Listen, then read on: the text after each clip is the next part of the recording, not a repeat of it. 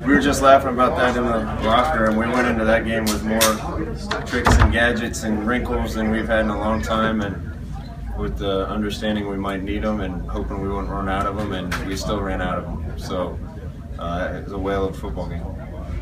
Scott, do you save plays when you go deep into overtime like that? Do you still have plays that you save for situations? You know, we usually save plays for 2-point plays in key situations. We ended up using a few of our 2-point plays on 3rd and short, 4th and short in different areas, and you know, you get to 3rd overtime and call sheets has a lot of check marks by it that we've run those things, and we had to get a little creative at the end, and our kids did it for the most part. Did a great job executing some new stuff.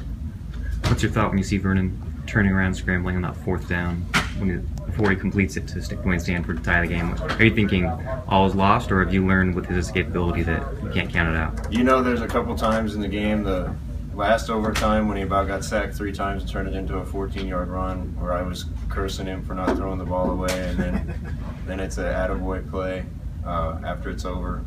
But that's the kind of player he is. I think the country got to see him at his best tonight, which is great because he's been out there trying to battle for us in some previous games where he wasn't at his best. So I'm glad for him to get this opportunity. In your experience as a player, quarterback, as a coach, do games like this have some ramifications through a season? I mean, can it do something to a team in terms of getting it all together? Yeah, I think so. We've had 4 games now out of 8 that have come down to the last play of the game.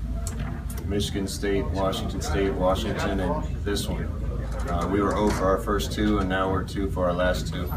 I would have liked if we could have made them a little easier, but I think that's our league right now. Our league is good top to bottom, and every week's going to be a fight, and I think you can see that anybody can beat anybody on any given week.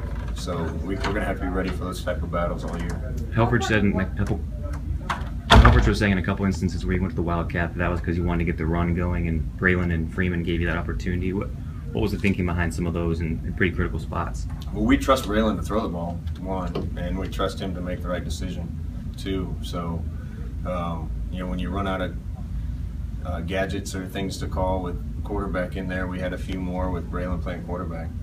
That last 2-point conversion was there. We had what we wanted. We just fumbled the snap. So some of those things are going to work and some of them aren't. And we knew that coming in. They blitz so much and are so aggressive that it was boom or bust. And we knew we had to make some big plays because it's hard to sustain drives against these guys when they're bringing 6-man pressure all the time, because they're going to make their plays and get tackles for losses and negative plays.